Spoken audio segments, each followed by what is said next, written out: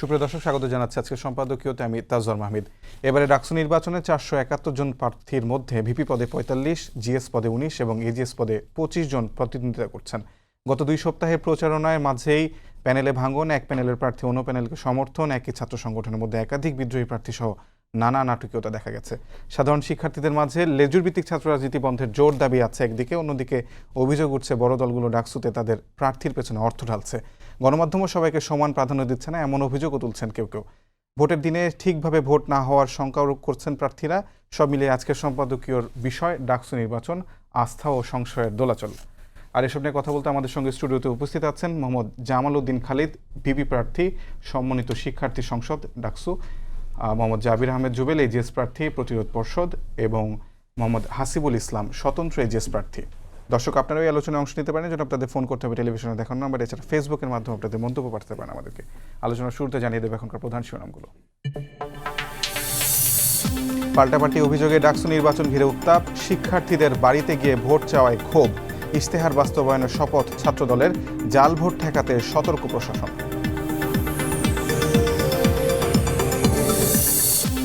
Vote নিয়ে অযাচিতভাবে শঙ্কা সৃষ্টি করছে কিছু রাজনৈতিক দল, বলছে বিএনপি। ফেব্রুয়ারিতে জাতীয় নির্বাচন ঠেকাতে পারবে না পৃথিবীর কোনো শক্তি, জানালেন প্রেস সচিব। সংসদীয় আসন বিন্যাসের প্রতিবাদে 2 জেলায় বিক্ষোভ, ব্রাহ্মণবাড়িয়ায় মহাসড়ক অবরোধ, পাবনায়ও আন্দোলন, নিয়ম মেনে পুনর্নির্ধারণের দাবি ইসির।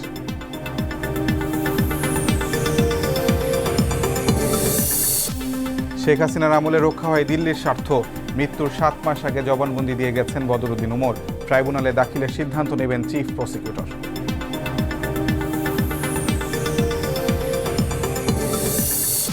এবং আন্দোলনে ডিএসসিসি 40 দিন বন্ধ থাকলেও লোপাট জ্বালানি খরচের 5 কোটি টাকা, চালক থেকে শুরু করে ঊর্ধ্বতন কর্মকর্তাদের দুর্নীতির প্রমাণ দুদকের হাতে।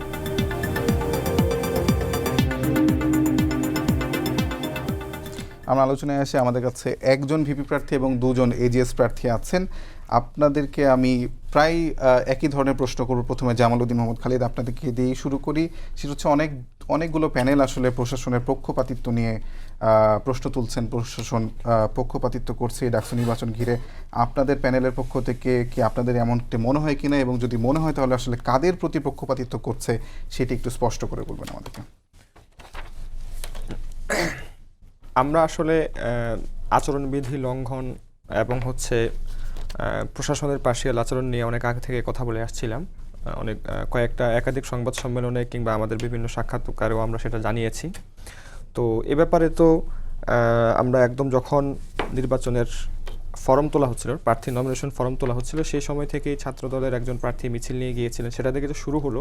তারপর তো নানানভাবেই প্রত্যেকটা সংগঠন বলতে বড় বড় সংগঠনগুলোর বিরুদ্ধে সবচাইতে বেশি অভিযোগগুলো আসছে রাজনৈতিক সংগঠনগুলোর পক্ষ থেকে। এর পরবর্তীতে এখন তো গত কিছুদিন ধরে আপনার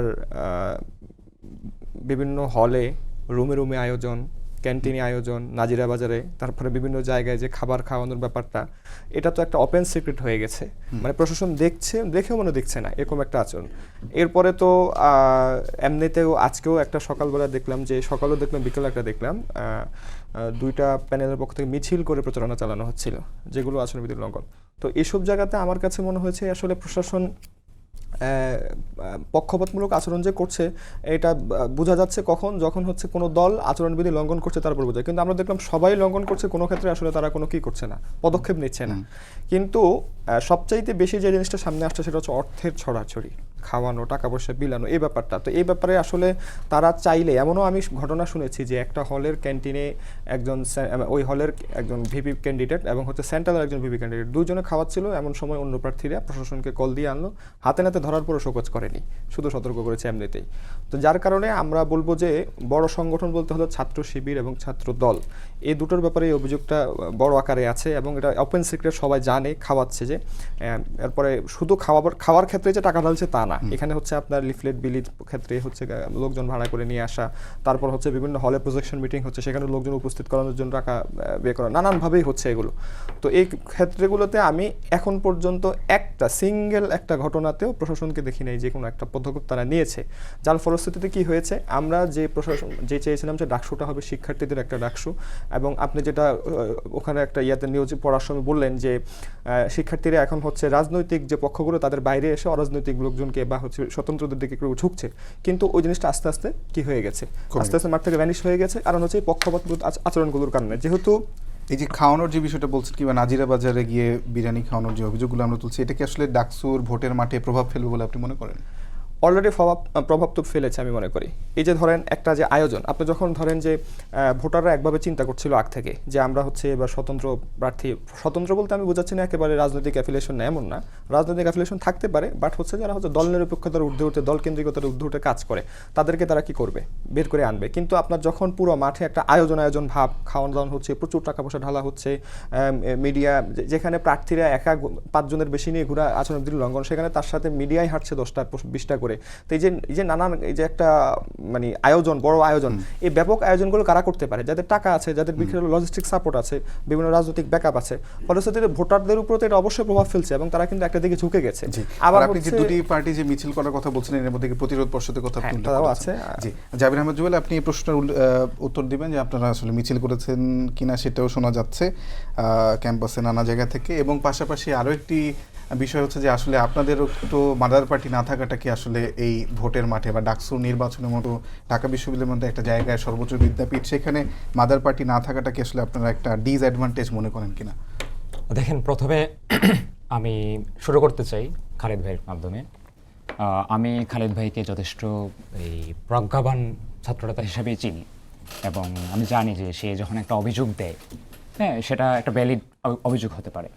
কিন্তু খালেদ ভাই আসলে এই আচরণবিধি কতটুকু আসলে উনি দেখেছেন, এবং হচ্ছে নির্বাচন কমিশনের অনুমোদন সাপেক্ষে প্রজেকশন মিছিলগুলা কিংবা প্রজেকশন মিটিংগুলা, একটা হচ্ছে হলের মিটিং, একটা হল কেন্দ্রীয় প্রজেকশন মিটিং, সেটা কীভাবে হতে পারে সেই সম্পর্কে সম্যক ধারণা আছে বলে আমি জানতাম। কিন্তু আসলে উনি যে অভিযোগটা করেছেন সেটা প্রমাণ হয় বা এটা প্রকাশ হয় যে আসলে তিনি সম্যক ধারণা রাখেন না। প্রথমত, এই প্রশাসনের অনুমতি সাপেক্ষে, নির্বাচন কমিশনের অনুমোদন সাপেক্ষে 24 ঘন্টা আগে মূলত অনুমোদন নিতে হয়, কেন্দ্রীয় প্রজেকশন মিটিং করা যায়। এবং প্রতিটা প্যানেল কিংবা কোনো একজন প্রার্থী 3টা কেন্দ্রীয় প্রজেকশন মিটিং করতে পারে, যেখানে মাইক ইউজ করতে পারে, যেখানে সে মিছিল করতে পারে, যেখানে সে ব্যানার ইউজ করতে পারে। আমরা সেটাই করেছি। এরপর আপনি যে প্রশ্নটা করলেন মাদার পার্টি বা এইগুলো থাকা না থাকা যে বিষয়টা, প্রথমত আসলে বাংলাদেশের রাজনীতি যে জায়গায় নিয়ে যাওয়া হয়েছে, এখানে একটা অর্থের একটা বিশাল ব্যাপার তৈরি হয়ে গেছে। ক্ষমতার যে দখলদার যে অংশ, তারা বারবার দেখা যাচ্ছে যে নানাভাবে হচ্ছে ঢাকা বিশ্ববিদ্যালয় এবং হচ্ছে এই ধরনের প্রতিষ্ঠান, স্বায়ত্তশাসিত প্রতিষ্ঠান এবং শিক্ষার্থীদের যে অধিকারের যে জায়গাটাগুলো, সেগুলো দখল করার জন্য তারা আসলে সচেষ্ট হয়ে যান। যার কারণে আসলে এই সব গোষ্ঠীগুলো যারা ক্ষমতায় যায় সব সময়, সেই ক্ষমতাসীন অংশ চেষ্টা করে যে ঢাকা বিশ্ববিদ্যালয় দখল করতে। এবং আমরা মনে করি যে আমরা আসলে দখলদারিতে রাজনীতি করি না, আমরা শিক্ষার্থীদের রাজনীতি করি। এবং আমরা শিক্ষার্থীদের অধিকারকে কেন্দ্র করে যেহেতু রাজনীতি করি, সেক্ষেত্রে মাদার পার্টি আছে কি নাই সেটা বড় প্রশ্ন না। প্রশ্নটা হচ্ছে আমি শিক্ষার্থীদের পক্ষে কথা বলতেছি কিনা, কিংবা আমরা হচ্ছে এই লড়াইটা করছি কিনা। যে মাদার পার্টি হয়ে যদি অন্যায়ভাবে কাজ করে, যদি মাদার পার্টি হয়ে যদি শিক্ষার্থীদের অধিকারের প্রশ্নটাকে বাইপাস করে দিয়ে যখন হচ্ছে দেখা গেছে অর্থ এবং হচ্ছে ক্ষমতার চেষ্টার মাধ্যমে একটা কারচুপিপূর্ণ নির্বাচন কিংবা প্রভাবিত নির্বাচন আয়োজন করার চেষ্টা করা হয়, সেটা তো আসলে আমাদের নীতি নৈতিকতা কিংবা হচ্ছে রাজনৈতিক আদর্শের সাথে যায় না। ফলে আসলে মাদার পার্টি না থাকা কিংবা থাকার প্রশ্নটা এখানে না, প্রশ্নটা হচ্ছে ঢাকা বিশ্ববিদ্যালয়ের স্বার্থে কারা কাজ করতেছে, শিক্ষার্থীদের স্বার্থে কারা কাজ করতেছে, এই বৃহৎ অঞ্চলের যে মেহনতি মানুষ এবং হচ্ছে সাধারণ মানুষ, তাদের পক্ষে কারা কাজ করতেছে, সেই প্রশ্নটা হচ্ছে গুরুত্বপূর্ণ। আমরা মনে করি আমাদের প্যানেলটা এই যে মাদার পার্টির যে প্রভাব, রাষ্ট্রীয় যে প্রভাব এবং বিভিন্ন গোষ্ঠীর যে প্রভাব, এই প্রভাব থেকে মুক্ত, একেবারেই সাধারণ এবং হচ্ছে এই অঞ্চলের যে রাজনৈতিক সংগ্রাম, সেই সংগ্রামকে ধারণ করে। আর আরেকটা বিষয় হচ্ছে যে আপনারা মানে আপনাদের প্যানেল থেকে বারবার আসলে পক্ষপাতিত্বের অভিযোগ তোলা হয়েছে, সেটা কি আপনি মনে করেন যে পক্ষপাতিত্বের মধ্যেই যদি নির্বাচনটা হয়, সেক্ষেত্রে কি কতটুকু সংশয়, কতটুকু আসলে? দেখেন, সংশয় তো আমরা শুরু থেকে বারবার বলে আসছিলাম, এবং আমরা খালেদ ভাই যে কথা বললেন যে নির্বাচনের যে আচরণবিধি লঙ্ঘনের যে বিষয়টা বারবার স্পষ্টভাবে দেখা যাচ্ছে যে 2টা প্যানেল থেকে সেই জায়গাটা তৈরি করা হচ্ছে। একদিকে হচ্ছে জাতীয়তাবাদী ছাত্রদল এবং অন্যদিকে হচ্ছে ইসলামী ছাত্র শিবির।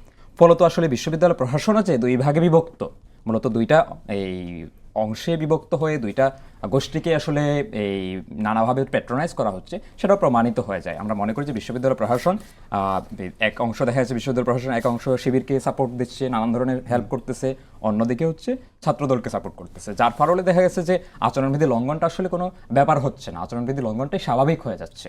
জি, অসংখ্য ধন্যবাদ। হাসিবুল ইসলাম, আপনি আসলে স্বতন্ত্র এজেস প্রার্থী, আপনি আপনি মানে একসময় বাংলাদেশ গণতান্ত্রিক ছাত্র সংসদের সঙ্গে ছিলেন, সেখান থেকে বেরিয়ে আপনি কেন স্বতন্ত্র প্রার্থী হলেন সেটা আমার জানার আগ্রহ আছে, এবং স্বতন্ত্র প্রার্থী হওয়ার পরে কি আপনার আসলে চ্যালেঞ্জগুলো বেড়ে গেছে কিনা, কারণ আপনি দেখতে পাচ্ছেন যে আসলে যাদের সাথে একটু দলীয় ছত্রছায়া আছে তাদের আসলে মিডিয়া ফোকাস বলেন কিংবা সব কিছুই আসলে অনেক বেশি প্রচারণার ক্ষেত্রে তাদের একটা অ্যাডভান্টেজ পাওয়ার সুযোগ থাকে। আপনি সেখান থেকে কতটা চ্যালেঞ্জ ফেস করছেন এবং কেন বের হলেন আসলে আপনার প্যানেল থেকে?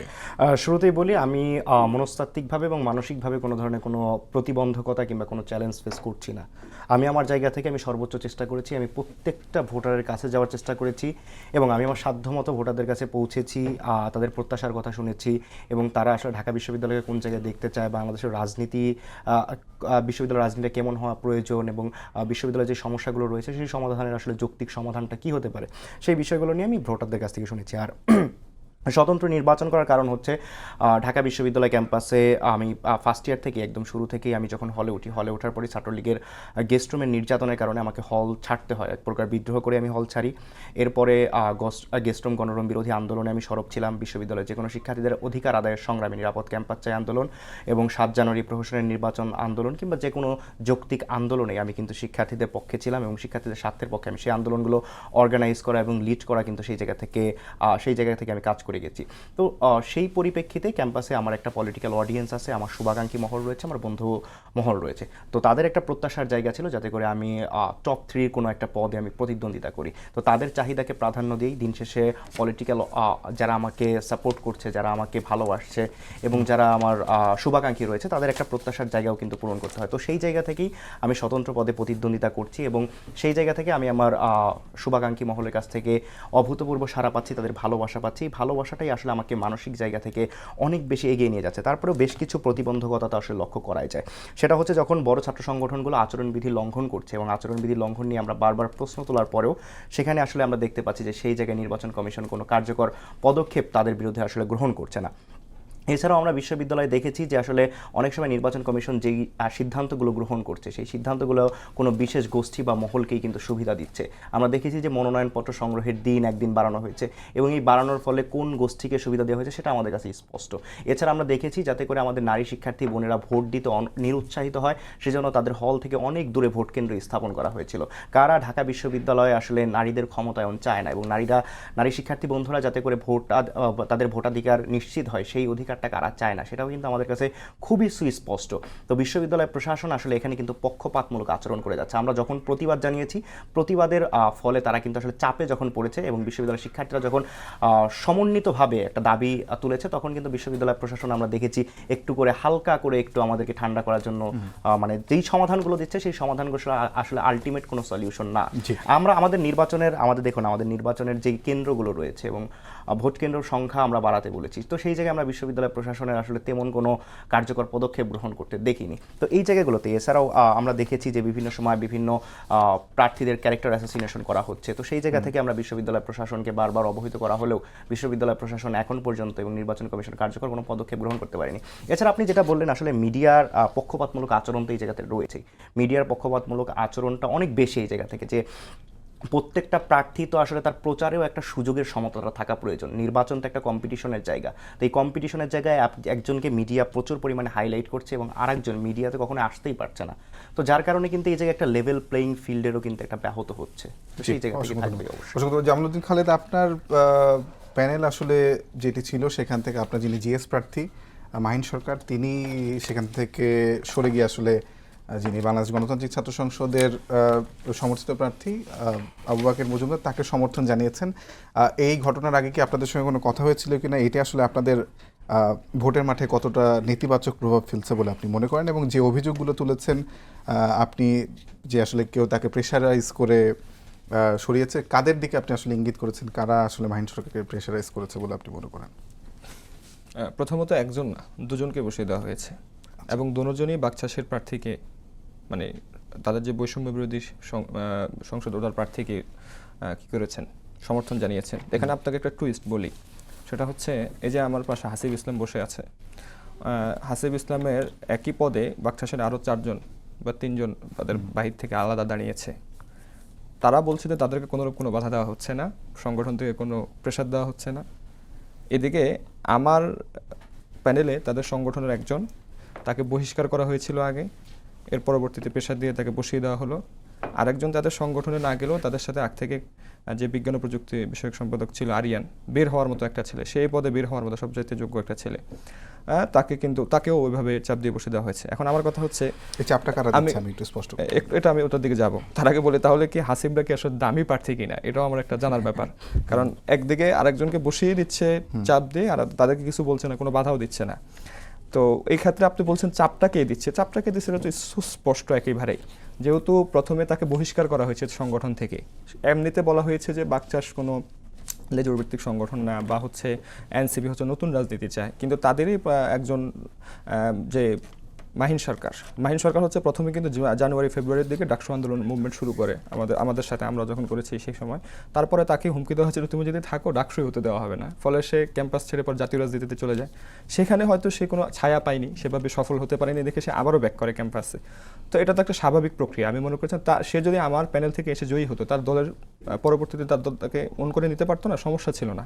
তাকে প্রথম বহিষ্কার করলো, পরবর্তীতে কি হলো, সে গত পরশুই তো সে করলো, ওদিন রাতে আমাকে হঠাৎ রাতের প্রায় 3টা সাড়ে 3টার দিকে নক দিল যে আমি বোধহয় থাকতে পারছি না আর। আমি বললাম কি হয়েছে, হঠাৎ কি সমস্যা? না, যে আমাকে হচ্ছে এলাকা থেকে আমার নেতাকর্মীরা তারা হুমকি তুমকি পাচ্ছে, তারা আমাকে কল দিয়ে কান্নাকাটি করছে যে আপনি আপনার রাজনীতিও খেয়েছেন, আমাদের রাজনীতিও যাবে, তো এই কারণে আমি আর প্রেশার নিতে পারছি না। এই প্রেশারটা সে আগ থেকে তার মাথায় ছিল। তাকে কিন্তু আমাদের প্যানেল ঘোষণার আগেও সরিয়ে দেওয়ার জন্য অনেক চেষ্টা করা হয়েছে, সে রাজি হয়নি, পরে বহিষ্কার করা হয়।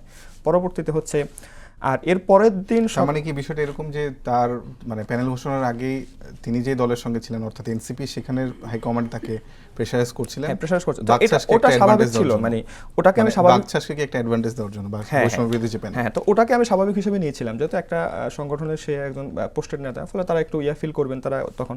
কিন্তু পরবর্তীতে যেটা করা হলো যে সে একজন প্রার্থী হিসেবে আসলো, সে দাঁড়ালো, সে প্রচার করলো, প্রচারণার শেষ মুহূর্তে এই মুহূর্তে এসে তাকে বসিয়ে দেওয়া, আবার তাদেরই প্রার্থীকে সমর্থন দিয়ে বসে যাওয়া, বিষয়টা কাকতালীয় না তো কিছু একটা। এর পরের দিন কি হলো, সে যেদিন বসলো সেদিন সন্ধ্যায় আবার আমার আরেক প্রার্থী, তারও অবস্থা খারাপ, তাকে হুমকি দেওয়া হচ্ছিল যে তার বিভিন্ন পার্সোনাল তথ্য অনলাইনে ছেড়ে দেওয়া হবে যদি না বসে। তাকে আমি রাতে বুঝিয়ে হুমকি দিচ্ছে আমি আর বলতে চাই না, আসলে ওই দিক থেকে একই জায়গা থেকে আর কি। তো পরবর্তীতে আমি তাকে রাতে বুঝালাম যে তুমি মোবাইলটা অফ করে তুমি 1 দিন বা 2 দিন তুমি চলে যাও, তোমার কাজ করা লাগবে না, তুমি জাস্ট যে প্রচারণা অলরেডি করেছো তোমার বিজয় হওয়ার মতো তুমি চলে যাও। তো ছেলেটা মেনে চলে গেল রাত্রিবেলা। কিন্তু সকালবেলা সে আবার আমাকে কল দিয়ে পুরো কান্নাকাটি অবস্থা যে ভাই আমার হচ্ছে বাবা মা কান্নাকাটি করছে, আপনি কি, আমি তাকে বুঝাইতে গেলাম, পরে সে বলতেছে ভাই আপনি আর কোনো কথা বলবেন না, আপনাকে চান আমি সুইসাইড করবো, আমার মানসিক অবস্থা এই অবস্থায় আছে, আমি পারবো না কোনোভাবে, আপনি আমাকে আল্লাহ হাফেজ বলেন। আমি পরে বাধ্য হয়ে তাকে বললাম ঠিক আছে। সব মিলে আপনার আসলে কতটুকু নেতিবাচক প্রভাব পড়েছে? তো এই জায়গাটা আমি যেটা বলবো, আমি মনে করি এটা কোনোভাবেই নেতিবাচক কোনো প্রভাব ফেলেনি, বরঞ্চ এই ঘটনা ঘটার পরে আমাদের শিক্ষার্থীরা তো সচেতন, তারা দেখছে আসলে কে করছে, কারা করছে। তো তারা পরবর্তীতে এটা আমাদের দিকে আরো সিম্পিতি তারা আমাদের কাছে এসে, আমি সিম্পিতি গেইন করেছি এটা দ্বারা, বরঞ্চ বলবো যে ইতিবাচক একটা ফলাফল এসেছে আমি বলবো। তো এখানে আমি একটা কথা বলতে চাই যে এই যে প্রার্থীদের বসিয়ে দেওয়া কিংবা হচ্ছে আপনার ধরেন যে আরেকটা আলাপ কিন্তু এখন চলছে যে ভাগ বাটোয়ারা হবে, একটা সমঝোতা হচ্ছে পিছনের টেবিলে যে তোরা ভাই একটা নেই আমরা ওটা নেই, এই যে একটা সমস্যা, আমরা কিন্তু এই ডাকসু চাইনি। আমরা ডাকসুটা চেয়েছিলাম যে ডাকসুর মাধ্যমে শিক্ষার্থীরা ভোটাধিকার প্রয়োগ করে তাদের সত্যিকার অর্থে তাদের একজন প্রতিনিধি নির্বাচন করবে। কিন্তু এখন দেখা গেল যে ডাকসুর মাঠের যারা ভোটারদের ম্যান্ডেট হচ্ছে একটু স্বতন্ত্রদের দিকে কিংবা হচ্ছে যারা দলনিরপেক্ষভাবে আগ থেকে কাজ করছে তাদের দিকে, তখন রাজনৈতিক সংগঠনগুলো কি করলো যে আমরা তো টিকতে পারবো না, তাহলে এখন আমাদের ভিতরে সমঝোতা হয়ে আমাদের যে আধিপত্যের যে জায়গাটা আপাতত ভাই আমরা নিজেদের ভিতরে এটা না করে আমরা নিজেদের একটা সমঝোতা করে নেই। তো এটার মাধ্যমে যেটা হবে, এর পরবর্তীতে যে নেতৃত্বরা ক্যাম্পাস নির্বাচনের পরে আসবে, এরা আসার পরেই কিন্তু তাদের ভিতরে আবার আধিপত্য যুদ্ধ শুরু হবে। জি, অসংখ্য ধন্যবাদ। হাসিবুল ইসলাম, আপনার সহ-আলোচক আসলে মানে প্রশ্ন তুলেছেন যে আপনাদের একই ছাত্র সংসদ থেকে 4 জন এজিএস প্রার্থী হিসেবে দাঁড়িয়েছেন এবং পরপর আসলে আপনি দামি প্রার্থী কিনা সেটি তার প্রশ্ন হচ্ছে। জামালউদ্দিন খালিদ ভাই যে অভিযোগটি তুলেছেন, এখন দেখুন আসলে আমি দামি প্রার্থী কিনা সেটা আসলে ভোটের মাঠে গেলেই আসলে বোঝা যাবে, এবং শিক্ষার্থীদের কাছ থেকে আপনি শুনবেন এখানে আসলে শিক্ষার্থীরাই মূল্যায়ন করবে যে আমি আসলে কি প্রার্থী। কেননা আমি বিশ্ববিদ্যালয়ে তো আজ শুধুমাত্র ডাকসু কেন্দ্রিক আমি মানে রাজনীতি করছি না, আমি বিশ্ববিদ্যালয় ক্যাম্পাসে ফার্স্ট ইয়ার থেকে অ্যাক্টিভিজমের সাথে জড়িত। ক্যাম্পাসে আমার একটা পলিটিক্যাল অডিয়েন্স আছে, আমার একটা পলিটিক্যাল স্ফেয়ার আছে, এবং আমাকে যারা পছন্দ করে তাদেরও কিন্তু একটা বৃহত্তর পরিসর রয়েছে। তো সেই জায়গা থেকে এই প্রশ্নটি তোলা, এই আক্ষেপটি জানানো সম্পূর্ণ অবান্তর, এবং এই ধরনের কোনো সুযোগ নেই। আর ভাই যেটা বললো যে অনেককে হুমকি ধামকি দিচ্ছে, দেখুন আসলে হাসিবকে হুমকি দিয়ে বসিয়ে দেওয়া যায় না। আমাকে বারবারই, আমি ফার্স্ট ইয়ার থেকেই ছাত্রলীগের রক্তচক্ষু উপেক্ষা করে আমি ক্যাম্পাসে অ্যাক্টিভিজম করে গেছি, আমি পুলিশের দ্বারা নির্যাতিত হয়েছি, দিল্লি আধিপত্যবাদ এবং সীমান্ত হত্যার প্রতিবাদের কারণে পুলিশ এবং ছাত্রলীগের যৌথ হামলার শিকার হয়েছি, আমাকে বারবার কিন্তু নির্যাতন করা হয়েছে। সুতরাং আমাকে আসলে হুমকি দিয়ে কিংবা কোনো গোয়েন্দা সংস্থা দিয়ে থ্রেট দিয়ে কিংবা কোনো ধরনের কোনো চাপ প্রয়োগ করে আমাকে এখন পর্যন্ত দেওয়া হয়নি। যদি দেওয়া হয়, আমি বলি যদি দেওয়া হয় মাহিন ভাইয়ের সাথে কিংবা ভাই যেটা বললেন আরিয়ান ভাইয়ের সাথে, তাদের সাথে কি ঘটনা হয়েছে আমি সেটা সম্পূর্ণ অবগত নই, কিন্তু জামালউদ্দিন খালিদ ভাই যে প্রশ্নটা তুললেন এটার অবশ্যই তদন্ত হওয়া উচিত। এবং তারা কেন চলে গেল এখন পর্যন্ত আমরা মাহিন ভাইয়ের কাছ থেকে কিন্তু জামালউদ্দিন খালিদ ভাই অভিযোগ তোলার পর থেকে তার কাছ থেকে স্টেটমেন্ট পাইনি। মাহিন ভাইয়ের এখানে স্টেটমেন্ট দেওয়া উচিত, কিংবা আরিয়ান ভাই কেন ছেড়ে গেলেন শিক্ষার্থীদের মনে তো প্রশ্ন রয়েছে, এই স্টেটমেন্টগুলো প্রকাশ হওয়া উচিত, প্রয়োজন এটার ব্যাপারে তদন্ত হওয়া উচিত। এবং যারা অপরাধ করেছে, আপনি হুমকি দেওয়া, থ্রেট দেওয়া, এটা তো সুস্পষ্ট অপরাধ।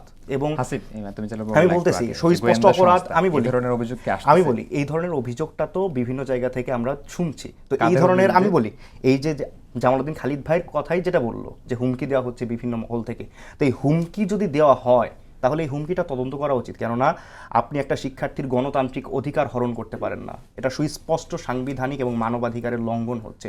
তো এই জায়গায় সুস্পষ্ট তদন্ত হওয়া উচিত এবং দোষীদের সর্বোচ্চ শাস্তিটা নিশ্চিত হওয়া উচিত। যেখানে গণতান্ত্রিক বাংলাদেশের যাত্রা শুরু হচ্ছে ডাকসু নির্বাচনের মধ্য দিয়ে, সেখানে ডাকসু নির্বাচনকে বানচাল করার উদ্দেশ্যে কোনো প্রার্থীকে হুমকি দিয়ে গণতান্ত্রিক বাংলাদেশের যাত্রা ব্যাহত করতে যারা চাইবে তাদের বিরুদ্ধে ঢাকা বিশ্ববিদ্যালয়ের সমস্ত শিক্ষার্থী তাদের বিরুদ্ধে প্রতিরোধ গড়ে তুলতে প্রস্তুত রয়েছে। এখন জামালউদ্দিন খালিদ ভাই যেটা বললেন যে হাসিবকে কেন বলা হচ্ছে না, হাসিবকে হুমকি দিয়ে দমানো যাবে না তো, আমাকে কে হুমকি দিতে পারবে? কার এত বড় মানে কারো তো এত বড় সাহস নেই, কিংবা আমাকে হুমকি দিলে যে আমি বসে যাব, আমি যে ব্যাকবোনলেস, এরকম তো না।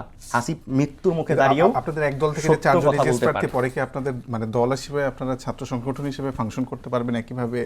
দেখুন আসলে সেটি আসলে পরিস্থিতি বলে দেবে। আমি আমার জায়গা থেকে আমার যেই শুভাকাঙ্ক্ষী মহল ছিল তাদের প্রত্যাশার জায়গা ছিল, আমি তাদের প্রত্যাশা পূরণ করেছি। এরপরে দেখা যাবে যে বাকিটা কি হয়। তবে আমার কাছে আমাকে যারা পছন্দ করেন এবং আমার যারা শুভাকাঙ্ক্ষী মহল রয়েছেন এবং আমার যারা ভোটাররা রয়েছেন তাদের যে প্রত্যাশা এবং তাদের প্রত্যাশাকে প্রাধান্য দেয়, এটা আমি আমার নৈতিক এবং মানবিক দায়িত্ব বলে মনে করি। অসংখ্য ধন্যবাদ। জাবির আহমেদ জুবেল, আপনাদের যিনি ভিপি প্রার্থী তিনি আসলে নানা সমালোচনায় গত 2 সপ্তাহের মধ্যে এসেছেন। সম্প্রতি যে সমালোচনার মুখে তিনি পড়েছেন সেটা হলো একটি স্ট্যাটাসকে কেন্দ্র করে তিনি আসলে বিচার বহির্ভূত হত্যাকাণ্ডকে মানে প্রমোট করেছেন, এমন একটা অভিযোগ তার বিরুদ্ধে তোলা হয়েছে। তার জন্য কি আসলে আপনাদের প্যানেল বারবার একটু মানে ব্যাকফুটে চলে যাচ্ছে কিনা আপনার কি মনে হয়? এবং একই সঙ্গে মেঘমল্লার বসু আপনাদের প্যানেলের জিএস প্রার্থী তিনি ফিরেছেন, সেই জন্য কি আপনারা আসলে কিছুটা ফ্রন্ট ফুটে আছেন কিনা সব মিলে? কি প্রথমত আমাদের পর্ষদটা একটু বুঝতে হবে যে আমাদের এই পর্ষদে যেমন রাজনৈতিক সংগঠনের ব্যক্তিরা আছেন, ঠিক একই রকমভাবে সাংগঠনিক রাজনীতির আশেপাশেও ছিলেন না কখনো, এই ধরনের ব্যক্তিরাও ছিলেন। এখানে আপনারা জানেন, আমার ক্ষেত্রে যদি বলি, আমি একেবারেই হচ্ছে সাংগঠনিক রাজনীতি করা মানুষ, মেঘমল্লার বসুর সাংগঠনিক রাজনীতি করা মানুষ, এখানে হচ্ছে ছাত্রফ্রন্টের মানুষজন আছেন, এর বাইরে এই আরও অনেকগুলো সংগঠন আছে, বিপ্লবী ছাত্র যুব আন্দোলন আছে, এই ধরনের সংগঠনগুলো আছে। ইমি আপার কথা যদি বলি, ইমি আপা সহ প্রায় 8 জন সদস্য আছেন যারা কোনো প্রকার সাংগঠনিক রাজনীতির সাথে জড়িত ছিলেন না। তাদের মন্তব্য একেবারেই ইন্ডিভিজুয়াল। এবং আপনারা জানেন দীর্ঘদিন ধরে হচ্ছে এই বাংলাদেশে যে রাষ্ট্রীয় গুম, খুন এবং বিচার বহির্ভূত হত্যাকাণ্ড, তার বিরুদ্ধে কিন্তু আমরা আন্দোলন সংগ্রাম করছি এবং আমাদের পলিটিক্যাল পজিশনগুলো এগুলোর বিরুদ্ধে। ফলত আমরা এই ইমি আপার এই বক্তব্যটা এই প্যানেলের বক্তব্য না, আমরা এটাকে ধারণ করি না এবং আমরা প্রত্যাখ্যানও করেছি। ইমি আপা তার পরবর্তী আরেকটা স্টেট আছে, সেটাও বলছেন যে এটা তার একান্ত ব্যক্তিগত ছিল, এবং আমিও ফেসবুক স্ট্যাটাসে সেটার সাথে সাথে তাৎক্ষণিকভাবে বলছি যে এটা ইমি আপার নিজস্ব বক্তব্য হতে পারে, এই জন্য উনি ক্ষমাও চেয়েছেন। কিন্তু এই ধরনের বক্তব্য প্রতিরোধ পর্ষদ অন্তত ধারণ করে না, বরং তার পজিশন হচ্ছে তার বিপরীতে।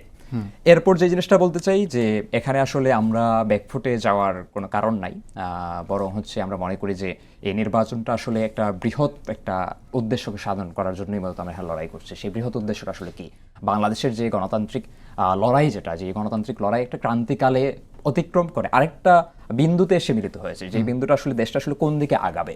এই জায়গাতে আমরা মনে করি ডাকসু নির্বাচন সকল গণতন্ত্রপন্থী মানুষদেরকে ঐক্যবদ্ধ করে একটা নির্বাচনের জন্য দিকে আমরা এগিয়ে গেছিলাম, এবং সেই জায়গা থেকেই দেখা গেছে যে আমরা নির্দলীয় ব্যক্তি যারা তাদেরকেও আমরা একই প্যানেলে বা একই জায়গায় ঐক্যবদ্ধ করেছি।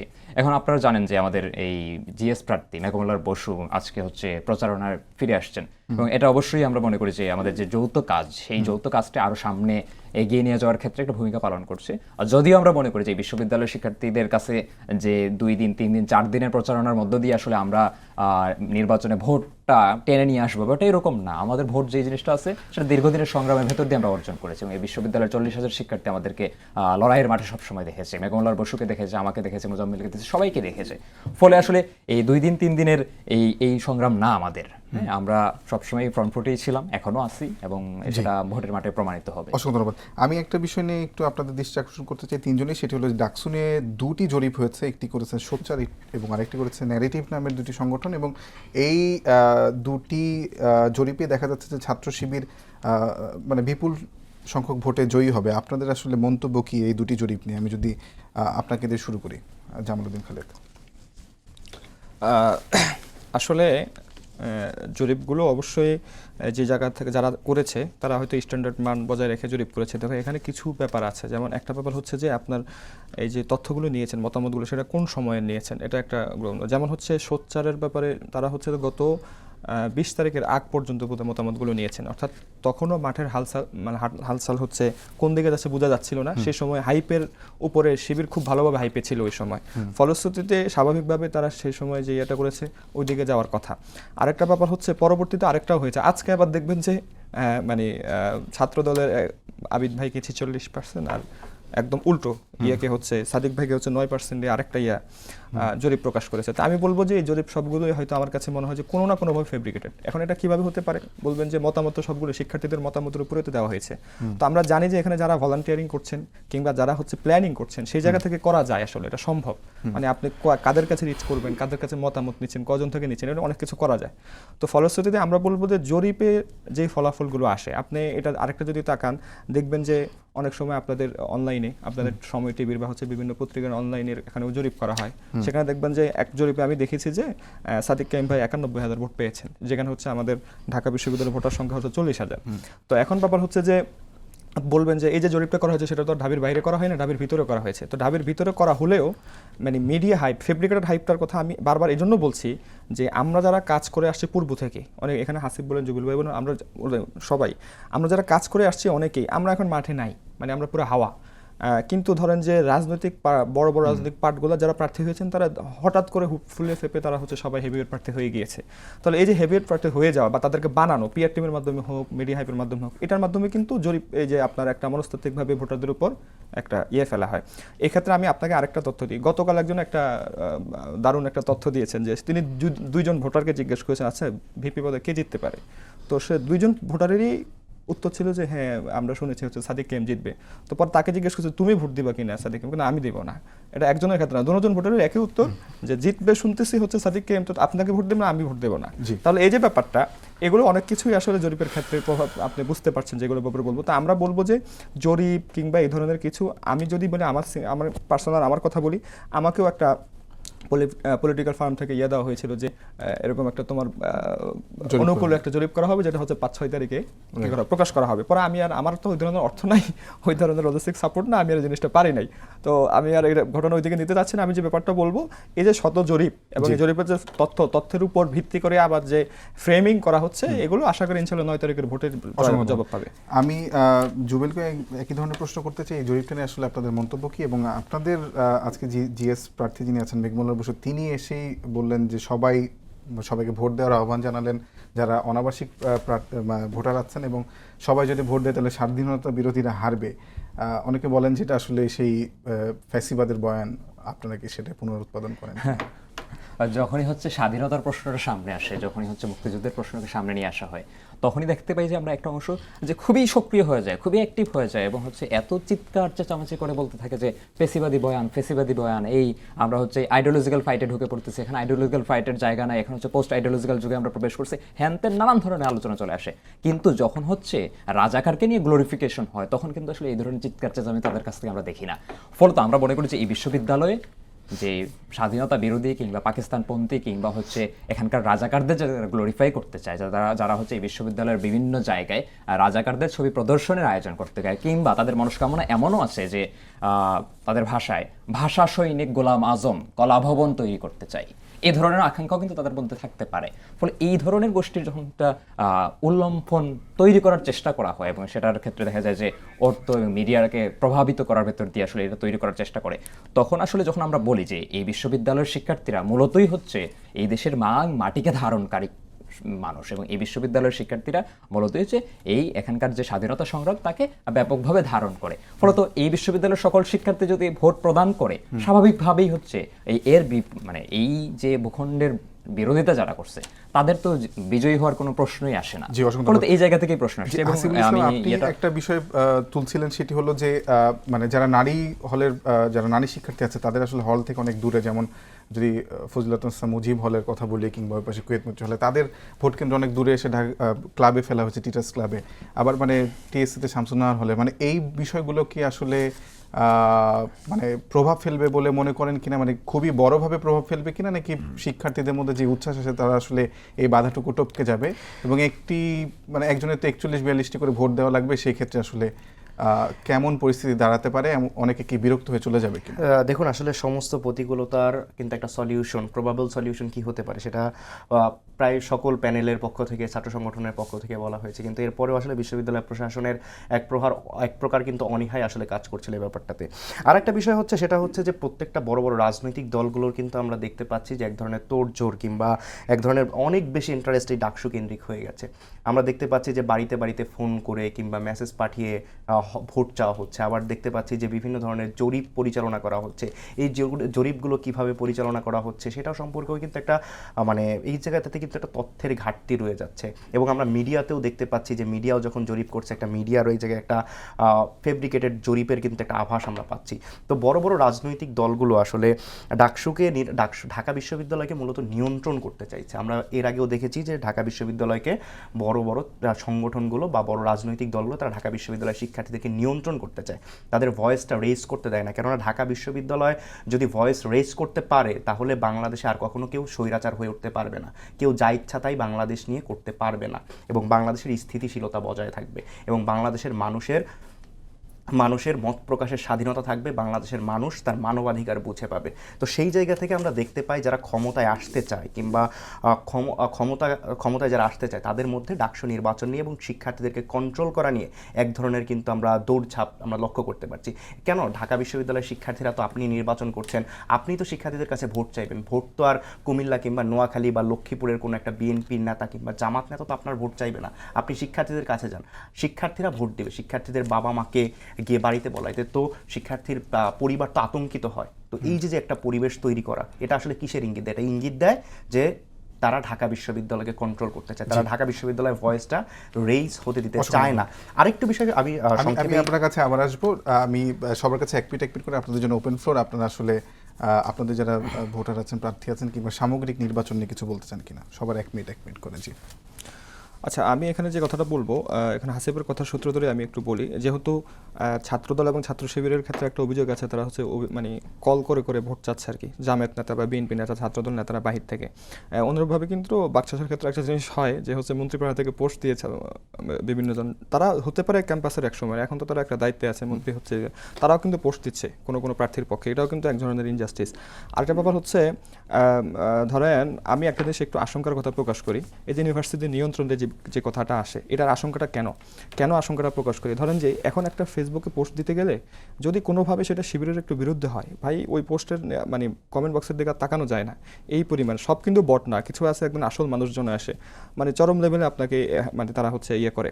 তো এরা যদি মনে করেন বিজয়ী হয়, তার পরবর্তীতে আসলে ক্যাম্পাসে আমাকে এরা কি সেফভাবে থাকতে দেবে, এটার একটা আশঙ্কা আছে। জি, অসংখ্য আবার ধরেন একটু আমি শেষ করছি, আবার ধরেন যে শিবিরের যে নারী প্রার্থীদের ব্যাপারে ছাত্র দলের যে যারা আছে সমর্থকরা, তারা যেভাবে নোংরামি করে, তো তারা বিজয়ী হলে আমার আশঙ্কা হচ্ছে যে তখন আবার তারা হচ্ছে এই যে ছাত্রলীগের মতো যারা হচ্ছে হিজাব পরে ইয়া পরে তাদের সবাইকে আবার ছাত্রী সংস্থা ট্যাগ করে কিনা, এই যে সমস্যাগুলো, অসংখ্য এই ধন্যবাদ। আমি সমস্যাগুলো জুবেলের থেকে- কাছে যে আমাদের কাছে 2 মিনিট সময় আছে, 1 মিনিট প্লিজ। আচ্ছা, যে কথাটা দুজনেই বলছিল যে বিশ্ববিদ্যালয়কে আসলে নিয়ন্ত্রণ করতে চায় বড় বড় রাজনৈতিক দল সমূহ, ফলে দেখা যাচ্ছে যে কোনো রাজনৈতিক দলের যে বিএনপি জামাতের কথা, এটা ওপেন সিক্রেট যে তারা নিয়ন্ত্রণ করতে চায়। এরপর দেখা যাচ্ছে এই মাহিন সরকারের মাধ্যমে এই জিনিসটা একটা প্রকাশ্যে সামনে চলে আসছে যে দেখা যাচ্ছে কোনো একটা বিশেষ বলতে এনসিপি কিংবা হচ্ছে মন্ত্রীপাড়া, এখনকার মন্ত্রীপাড়া যারা, তাদের বিরুদ্ধে কেউ চলে গেলে তাদেরকে চাপ দিয়ে হচ্ছে সেটা গোয়েন্দা সংস্থার মাধ্যমে হোক আর যে কোনো মাধ্যমে হোক বসিয়ে দেওয়ার মতন অভিযোগ করতেছে। এবং আমরা দেখতে পাচ্ছি যে এই একজন মন্ত্রী উপদেষ্টা, সে হচ্ছে একজন প্রার্থীর পক্ষে হচ্ছে প্রচারণা করতেছেন, এই ধরনের জিনিস সামনে আসছে। ফলে আমরা মনে করি যে এখানকার এক্সিস্টিং যে রাজনৈতিক দলসমূহ আছে, বৃহৎ রাজনৈতিক দল এবং যারা ক্ষমতায় আছে, কিংবা হচ্ছে আমাদের হচ্ছে হাসিবের যে রাজনৈতিক দল, ছাত্র সংগঠন, তারাও আসলে বিশ্ববিদ্যালয়কে নিয়ন্ত্রণ করছে। আমরাই আছি একমাত্র দল যারা হচ্ছে কোনো নিয়ন্ত্রণ চাই না। শেষ যে বিষয়টা, সেটা হচ্ছে বিশ্ববিদ্যালয় শিক্ষার্থীদের মত প্রকাশের স্বাধীনতা থাকতে হবে। আমরা বিশ্ববিদ্যালয়ে দেখতে পাই যে এখন নানা ধরনের ট্যাগিং কালচার শুরু হয়েছে আবার নতুন করে। সো ট্যাগিং শুধুমাত্র শিবির ট্যাগিং না, শাহবাগী ট্যাগিং করা হয়, ছাত্রলীগ ট্যাগিং করা হয়, ফ্যাসিবাদের দোসর এই ধরনের ট্যাগিং করা হয়। কেউ হিজাব নিকাব পরলে তাকে আবার ছাত্রী সংস্থা ট্যাগ দেওয়া হয়, কিংবা কেউ একটু পোশাকে যদি তার স্বাচ্ছন্দ্য অনুযায়ী পোশাক পরেন কিংবা হিজাব নিকাব না করলে তাকে শাহবাগী ট্যাগ দেওয়া হয়, এই ধরনের ট্যাগ দেওয়া হয়। কিংবা শিবিরের বিরুদ্ধে কোনো কথা বললে তখন তাকে আবার অন্য শাহবাগী, তাদেরকে বামপন্থী কিংবা তাদেরকে লীগের দোসর এই ধরনের ট্যাগ দেওয়া হয়। আবার ছাত্রদলের বিরুদ্ধে কথা বললে আমরা দেখতে পাই যে শিবির ট্যাগিং করা হয়। তো বিশ্ববিদ্যালয় আসলে প্রশাসনের দায়িত্ব হবে যাতে করে এই ট্যাগিং যে কালচারটা রয়েছে, এই ট্যাগিং কালচারটা প্রয়োজনে আইন করে বন্ধ করতে হবে। কারণ এই ট্যাগিং কালচারের মাধ্যমেই মানুষের মত প্রকাশের স্বাধীনতা যে হরণ করার, এটা প্রথম ধাপটাই শুরু হয় ট্যাগিং কালচারের মধ্যে। অসংখ্য ধন্যবাদ আপনাদের তিনজনকেই।